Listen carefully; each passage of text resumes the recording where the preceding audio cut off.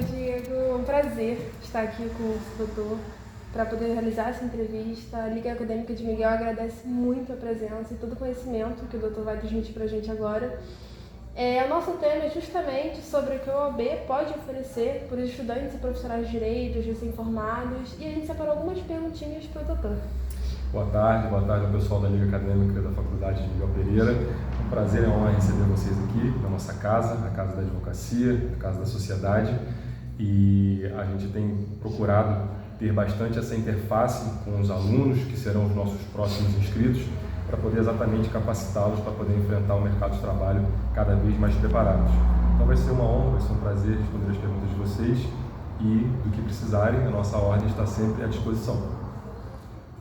Ok, doutor, obrigada. A primeira pergunta: quais são os principais benefícios que os estudantes têm com a 41ª subseção da OAB?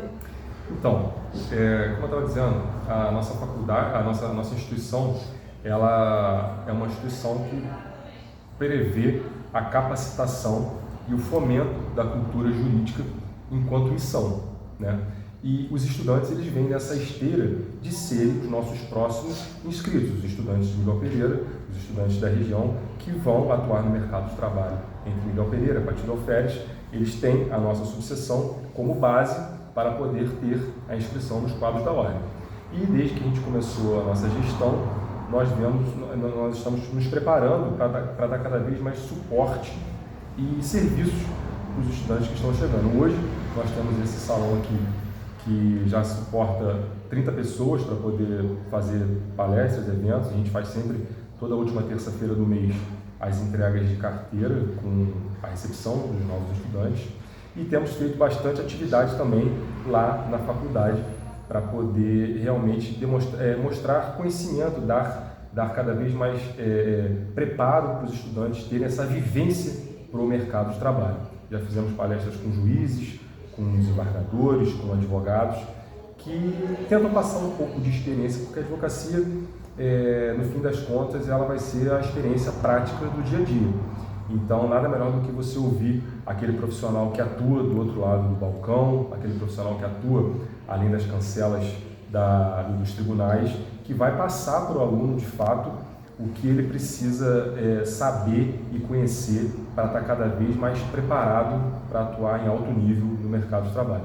Então, a nossa subseção tem se empenhado bastante nisso, de trazer e agregar os alunos cada vez mais para perto da nossa subseção, para poder participar dos nossos eventos, para irem nas palestras, porque os convites são sempre abertos aos alunos e aos advogados. A gente tem até uma certa reticência, porque às vezes os alunos estão mais interessados do que os próprios advogados em participarem. Mas o nosso objetivo é cada vez mais congregar essa comunidade jurídica em torno de um benefício maior, que é prestar uma advocacia de alto nível para a sociedade. Perfeito, doutor. E qual foi a principal mudança que a subseção 41ª teve após a iniciação da faculdade aqui, que é uma coisa recente, fazem em volta de 5, 6 anos? Como que foi a adaptação? Então, foi bem interessante. Assim que a faculdade começou o curso, os advogados ficaram um pouco espantados, né? Porque, nossa, vai ter um curso de direito agora em Miguel Pereira, isso vai diminuir cada vez mais o mercado de trabalho? E a verdade não é assim. Na minha opinião, o conhecimento compartilhado, ele é multiplicado. E aí, com isso, você tem dois viés de aprendizado. O primeiro, o advogado que está se formando, ele quer experiência, porque ele precisa atuar no mercado de trabalho, ele não tem ainda muita segurança para poder atuar. Então, eu sempre falo das nossas palestras, dos nossos eventos, que é sempre muito interessante o advogado que está começando fazer um network com um advogado mais antigo, para ele poder seguir com mais segurança, com mais confiança, e para ele também não periclitar o direito do cliente dele, que ele está conquistando agora. Então, a advocacia, a propaganda da advocacia, a melhor propaganda da advocacia é o boca a boca. São os processos vencidos, e é com isso que você vai deslanchar na sua carreira. E por outro turno, o advogado que está há um pouco mais de tempo no mercado de trabalho, muitas das vezes ele está precisando de uma atualização daquele sangue novo, daquela jurisprudência nova, que o recém-formado vai trazer para o mercado de trabalho e vai trazer para esse advogado que está já no mercado de trabalho há algum tempo. Então, achei que o benefício seria muito bom, o curso de Direito na cidade, que expandiria muito. Às vezes existem causas que o advogado que está mais ativo no mercado de trabalho, ele não está muito mais afim de mexer e lidar, e ele pode fazer uma parceria com esse advogado que está começando, que está precisando dos seus primeiros honorários, que está querendo engatar no mercado de trabalho. Com esse pensamento, o grande talvez benefício que a nossa subseção conseguiu oferecer para os estudantes e para os novos advogados foi um convênio que firmamos ainda na antiga gestão, enquanto eu era vice-presidente. Nós fizemos um convênio de estágio junto com a FAMIP, que direcionava os advogados e estagiários inscritos na subseção para escritórios que já funcionam no mercado da cidade. Esse convênio ainda está ativo, ainda está vigente, então os estagiários que já são inscritos aqui na ordem podem procurar a subseção para poder saber se existe algum escritório precisando de um estágio. Obviamente, quando isso for definido entre o estagiário e o escritório, lá que vão ser tratadas as nuances, se esse convênio, se esse estágio será remunerado. A princípio é um estágio gratuito, mas eu tenho lá no escritório, por exemplo, estagiários que vão subindo de posição. Ele entra como um voluntário, ele fica um tempo, dali a pouco surge uma vaga em outro lugar, o outro sai, ou se forma, e esse estágio que fazia um voluntário já assume uma vaga de um estágio remunerado, e é assim que funciona. A advocacia, e o estagiário e o estudante, ele precisa desse know-how, ele precisa realmente dessa labuta diária, da rotina do escritório de advocacia, para ele poder se lançar com cada vez mais qualidade no mercado de trabalho. E como que funciona atualmente a inscrição dos estudantes e estagiários para com a OAB? Então, hoje nós temos aqui no nosso quadro de funcionários uma encarregada, que ela fica responsável por receber toda a documentação que o aluno precisa trazer para poder dar entrada na sua carteira. Aqui ela recebe o certificado de aprovação de ordem, as fotos, os demais documentos que são necessários, nós enviamos para a capital, e a capital, dentro de mais ou menos 30 a 40 dias, nos retorna com a carteira já do nosso inscrito para poder fazer aqui a cerimônia de entrega, porque ele só pode realmente exercer a profissão depois que ele prestar aqui conosco o juramento. Então a nossa subseção fica aberta de segunda a sexta, se eu não me engano, das 10 às 16, e o telefone está ali na frente depois que a gente pode passar para vocês. Perfeito. E não só na OAB daqui, mas considerando também a capital, existem programas de mentoria para os estudantes de maneira geral de direito? Então, esse programa é fantástico, né? Na verdade, foi lançada uma comissão de mentoria através da nossa vice-presidente seccional, doutora Ana Teresa Basílio. Ela criou uma comissão seccional de mentoria. E o que é isso? Essa comissão, ela visa a atualizar tecnicamente o advogado que já está no mercado de trabalho, ou o advogado que quer iniciar no mercado de trabalho. Como é que isso funciona? São reuniões online, onde professores de alto gabarito ministram aulas, palestras e mini-cursos para que os advogados se atualizem ou até queiram mudar de atuação na área. Às vezes o advogado já está há muito tempo numa área e aquela área já está saturada, de repente ele já não está conseguindo ter o benefício que ele tinha antigamente, ele quer migrar para uma área previdenciária, por exemplo, que hoje em dia é uma área que está muito em voga. Ele tem lá na comissão de mentoria da seccional as aulas, os cursos, os encontros, alguns são ao vivo, ou seja, é realmente uma aula, é realmente uma mentoria. Não a pessoa não pode confundir a mentoria com consulta jurídica grátis. A mentoria não é isso. A mentoria são aulas, são especializações que o advogado vai ter de cunho gratuito para poder migrar ou iniciar em alguma área no mercado de trabalho da advocacia.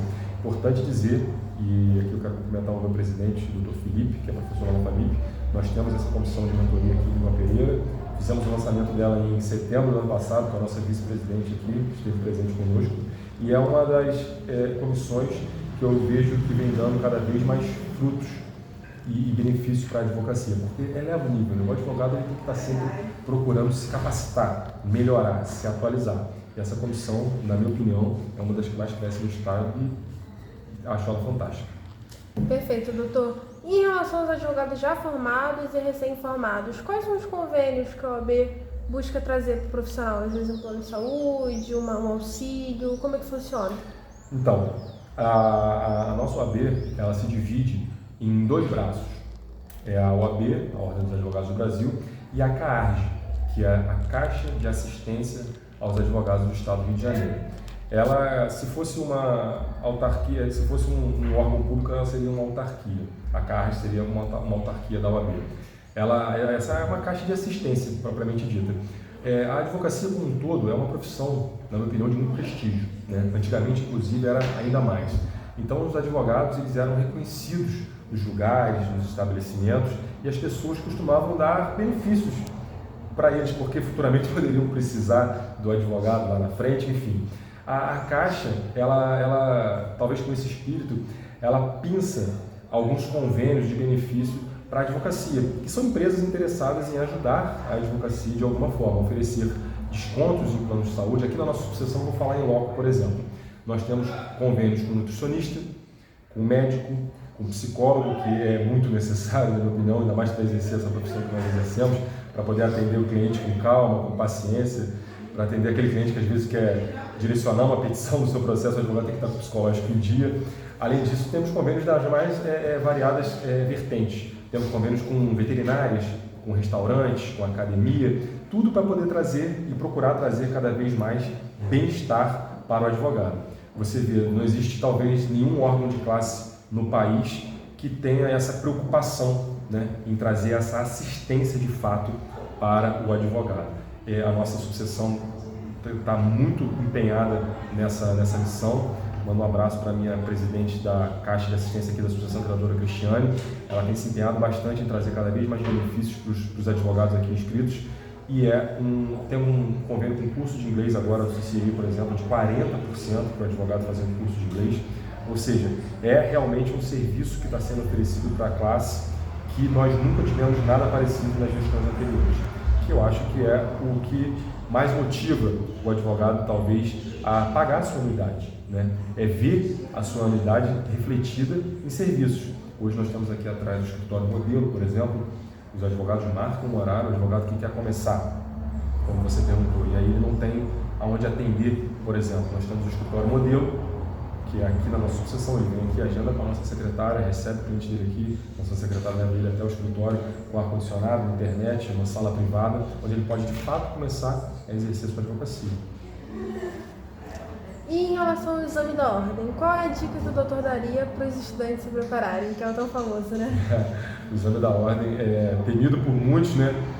E, enfim, eu acho que o exame da ordem ele tem um viés muito interessante. Quando você está se preparando para o exame da ordem, você fica se perguntando, para que isso? Por que isso?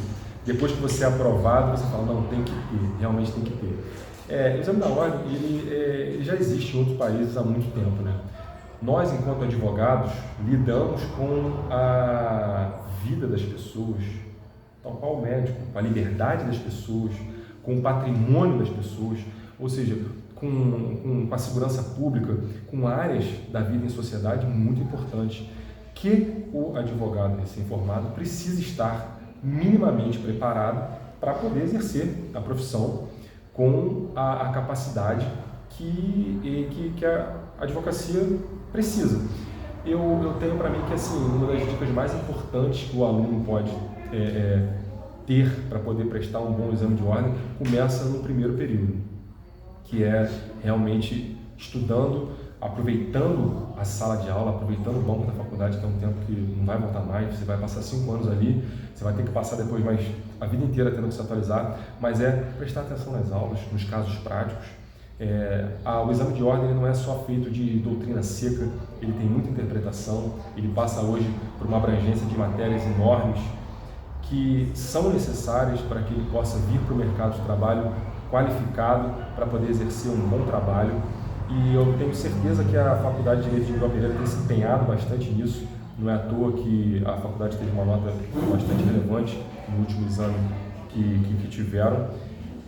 E a tendência é melhorar, que cada vez mais recebamos os formados da família aqui da nossa instituição, que a gente receba cada vez mais advogados aprovados no exame de ordem, que é necessário. A minha opinião, o exame de ordem ele tem que continuar, ele precisa continuar, porque nem todos os estudantes de direito no nosso país eles têm o privilégio de estar na liga acadêmica de vocês, por exemplo, estar estudando na faculdade de vocês com professores tão capacitados, com tantas atividades, com tanta estrutura quanto vocês têm para poder saírem realmente do mercado de trabalho advogados exemplares. Então, a minha opinião é que os estudantes de direito permaneçam concentrados no exame de ordem, fazendo simulados.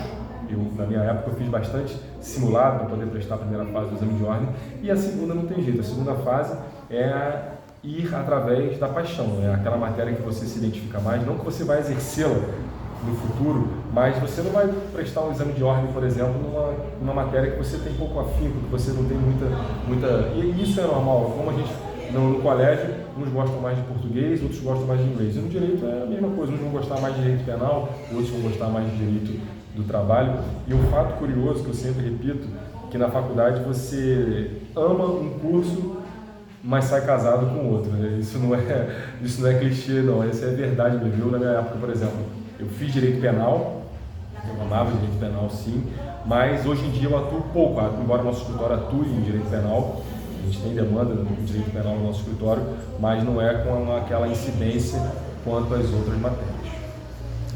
E para o doutor, o que levou o doutor a escolher seguir com a OAB, seguir como presidente de uma subseção e como se agregou na sua carreira?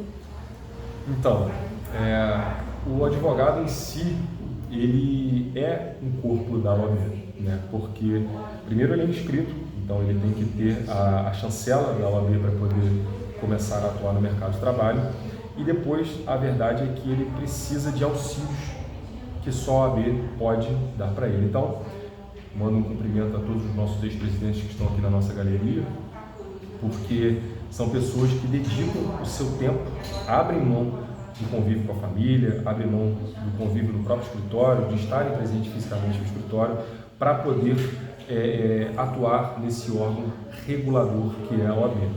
Eu tinha bastante questões de prerrogativas na época que eu me interessei pela OAB. Atrasos, morosidade processual intensa, enfim, foi uma época muito legal que a gente estava passando na advocacia aqui na nossa cidade, não. E aí eu sempre cobrava o presidente da época, que era até o doutor Davi, muito embora quem antecedeu ele foi o doutor Pedro Paulo, que também sempre nos atendeu muito bem, que é o nosso vice-prefeito hoje, e falava, não precisava renovar uma procuração, por exemplo, para poder assinar um mandato de pagamento. Isso é desrespeito à nossa prerrogativa, está lá no nosso estatuto. E aí vinha sempre com essas cobranças. E aí aquela pessoa que muito fala, está na hora de arregaçar as mãos e começar a fazer alguma coisa, né? Então o doutor Davi na época me chamou e falou, então, quer saber do seguinte? Vamos fazer uma eleição ano que vem e eu vou te convidar para ser vice-presidente. Tomei um susto assim, mas eu ser vice-presidente? A OAB está precisando de uma oxigenação. A gente já está há bastante tempo aqui no trabalho, eu já tive em várias comissões, em vários braços aqui da carreira da OAB. Então, estou te chamando, você é de Pati, a gente vai fazer uma chapa com o presidente antigo daqui de Miguel Pereira, que foi o nosso doutor Antônio Siqueira, e com o vice-presidente de Pati, para a gente ter as duas vozes integradas, entendeu? E assim eu aceitei de pronto o convite, achei que realmente a gente precisava dar uma oxigenada na nossa instituição, para poder realmente trazer o que o advogado no momento estava precisando, que era assistência, né? A nossa OAB, ela tem como uma das vertentes, oferecer assistência e defesa de prerrogativas. Então, eu fui logo nomeado no início da minha gestão como também presidente da Comissão de Prerrogativas, e aí a gente recebia ligações de desrespeito a prerrogativas em delegacia, de magistrados que às vezes não queriam despachar presencialmente, enfim, das mais variadas demandas. E o advogado ele tem em si, na verdade, né, o confronto, o combate. E eu tinha isso muito em mim, né? Você perguntou sobre mim, eu tinha muito aquela... Não que eu dispense diálogo, não que eu dispense a cortesia, eu acho que inclusive o nosso primeiro caminho sempre vai ser o diálogo, a cortesia, a educação, para poder angariar as nossas demandas. Mas quando isso não acontece, você tem que ir para o combate. Não tem jeito. Quando isso não acontece, você tem que oficiar, ou então você tem que falar com o juiz, você tem que ir a uma eventual corregedoria para poder denunciar um descumprimento de uma prerrogativa, denunciar um descumprimento de uma legislação, por exemplo, que às vezes até acontece. E com esse ímpeto eu comecei a caminhar, obviamente sempre no diálogo com magistrados, a receber as demandas dos advogados. E na última gestão nós tínhamos duas posições aqui de advogados na nossa cidade, e que sempre faziam oposição, achavam que estava na situação, enfim, disputavam que é do jogo, que é da democracia, e é bom que tenha, porque um poder absoluto nunca é um poder bom. O poder ele tem que ter a sua oposição, que é para ele sempre vigiar aí o cumprimento das suas obrigações. E aí nós conseguimos compor na última eleição, que é o triênio que eu estou exercendo agora, 2021-2023, conseguimos compor com a chapa que antigamente fazia oposição, e hoje nós temos uma chapa unida dentro da nossa gestão. É óbvio que tem divergências, óbvio que tem os seus questionamentos, afinal nós lidamos com seres humanos, mas é uma gestão que me dá muito orgulho. É uma gestão que me dá muito orgulho pela capacidade de se entender enquanto órgão colegiado que somos e que tem oferecido muitos benefícios para a sociedade e para os advogados. Se me permite o tempo, temos hoje aí uma comissão da OAB Mulher super atuante, que faz eventos, palestras, reuniões, visando a não só prevenir as mulheres da violência doméstica, mas saber das prerrogativas que a mulher advogada também tem, dos direitos que a mulher pode e tem que exercer dentro da advocacia. Fizemos ontem um comparecimento na OAB de Barra Mansa com um tema super importante, que é violência de gênero na advocacia feminina. Ou seja, citei até um caso emblemático que tivemos no Tribunal de Justiça de Santa Catarina, onde uma mulher foi denunciada um estupro e teve uma sentença horrorosa, horripilante, que a condenação tinha sido um homicídio culposo. Quem sabe vai lembrar desse caso aí, que houve uma absolvição, enfim. Naquele caso foi praticada uma violência de gênero contra os advogados, contra a mulher, inclusive, que era vítima do estupro, que nós, enquanto homens, não temos lugar de fala.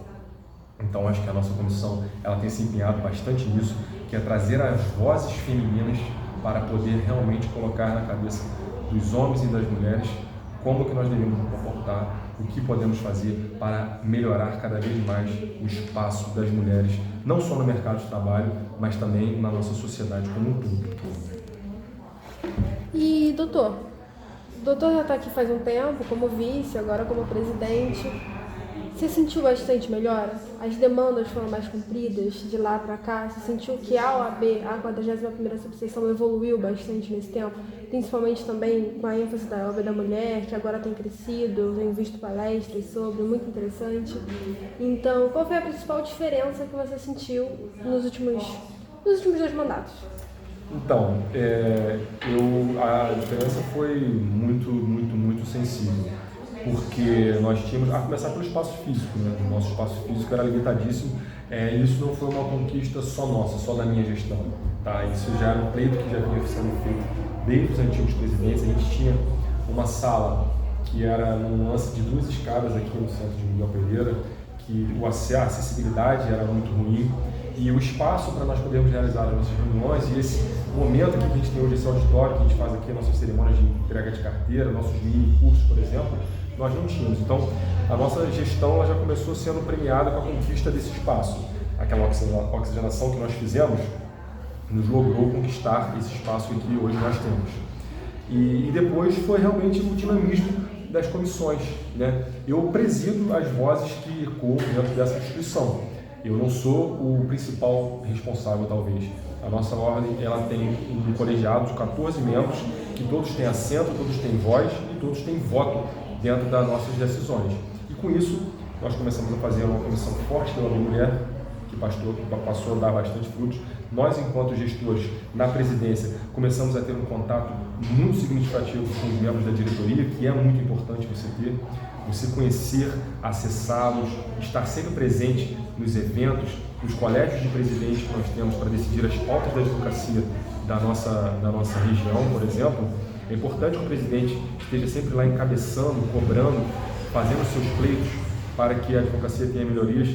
Não posso deixar de citar uma conquista muito significativa que tivemos na nossa gestão, que foi a seguinte: os jurisdicionados daqui de Miguel Pereira, da Justiça Federal, das causas contra o INSS, por exemplo, eles tinham que se deslocar a Nova Iguaçu para poder acessar a Justiça Federal.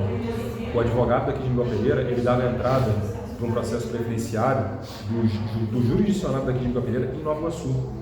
Olha a distância física e a realidade completamente diferente de um jurisdicionado no interior, que muitas das vezes é lavrador, muitas das vezes ele quer uma aposentadoria especial, por exemplo, por um jurisdicionado numa região metropolitana do Rio de Janeiro, que é Nova Iguaçu. E aí, enquanto presidente, nós tivemos o segundo colégio de presidentes, se eu não me engano, no ano passado, onde eu interpelei o Dr. Osair, que é o vice-presidente da Justiça Federal do Estado do Rio de Janeiro, dizendo essa realidade tão difícil que o jurisdicionado e o advogado de Miguel Pereira enfrentava para acessar a Justiça Federal. E por fato curioso, o Patidoférias, os jurisdicionados Patidoférias, acessam a Justiça Federal em 3 rios, que é mais perto, que é uma realidade parecida, o juiz julga causas parecidas com esses jurisdicionados de Pati e os 3 rios. E aí nós conseguimos, através do nosso pleito, acho que talvez tenha sido uma das nossas grandes conquistas enquanto gestão, trazer a jurisdição da Justiça Federal de Miguel Pereira, que antes era em Nova Iguaçu, junto para Tipati, em 3 rios. Então, o deslocamento é um só, o ônibus que o jurisdicionado vai pegar é um só, e a realidade é muito parecida. Então, eu deixo, acho que, como um grande legado, essa conquista que nós tivemos enquanto presidente, enquanto estivemos na presidência, fora os avanços significativos demais que tivemos nas outras comissões. A título de exemplo, não posso deixar de citar um avanço que foi o maior avanço, talvez, da nossa sucessão também, que foi a criação do direito na escola. Nós somos a primeira cidade do estado do Rio de Janeiro a ter o direito na escola. Trabalhamos bastante nisso, isso começou na minha gestão enquanto vice-presidente. Eu e o nosso presidente dessa comissão de direito na escola, o Dr. Bruno Duarte, ele é de Minas Gerais, já mora em Miguel Pereira, já é cidadão minerense já há bastante tempo, mais de uma década, inscrito na nossa sucessão, atuante, conselheiro, e ele me apresentou esse projeto na época, enquanto eu era vice-presidente, nós levamos para o Tuninho, e o Tuninho engajou junto conosco, que era o nosso ex-presidente. Na ocasião, soava como utopia para os legisladores, para a sociedade em geral e até para os advogados, né? Isso nunca vai acontecer, isso não vai acontecer. E aí a gente foi trazendo a realidade que já estava acontecendo em outros lugares. Em Belo Horizonte já estava acontecendo, em outras cidades do país esse programa já estava acontecendo, já estava rodando. E aí, depois de muito esforço, de muito lobby político, que é importante dizer que tem que ter, não adianta, fomos muito bem recebidos pelos prefeitos das 2 cidades, Juninho Bernardes de Pati, o André Português de Miguel Pereira, pelo vice-prefeito de Miguel Pereira, o Dr. Pedro Paulo, que fez uma interface fantástica com o município também, com o vereador Rominho, que foi o proponente da legislação da lei em Patidoférias. Conseguimos, através dessa interface política com o executivo e o legislativo, tornar a realidade do direito na escola, aprovando a lei nas 2 casas legislativas e tendo o aval dos 2 prefeitos da cidade. É um projeto que vai ser implementado, está em fase de implementação, que vai ocorrer da seguinte forma. O termo de cooperação técnica do programa Direito na Escola é com a nossa subseção. Então, os advogados inscritos na nossa subseção vão ter acesso a esse curso de formação de professores de direito das redes de escola pública e privada do nosso município. Então vai ser mais um canal de atividade que o nosso advogado inscrito na nossa subseção, a primeira do estado do Rio de Janeiro, vai ter. É realmente uma das nossas maiores conquistas que a gente vai deixar também como legado para a nossa sociedade e para os nossos advogados. Muitíssimo obrigada, doutor, por todo o conhecimento, todas as oportunidades que a OAB vem oferecendo para a gente. Nós, como estudantes, só temos a agradecer à OAB, ao doutor como presidente, a todo o corpo diretório da OAB, que a gente tem que valorizar, e agradecemos muito pela entrevista. Muito obrigada mesmo. Sou eu que agradece e esperamos ver vocês aqui muito em breve nos nossos bancos aqui da subseção. Usem os nossos espaços, estejam cada vez mais presentes nas nossas palestras, nos nossos eventos, porque tudo que fazemos aqui é para vocês, é para os nossos jurisdicionados, é o tempo que a gente dispõe, com muito carinho, para que a nossa sociedade cresça e evolua e para que nossa profissão esteja cada vez mais forte no mercado de trabalho e mais valorizada. Muito obrigado mais uma vez.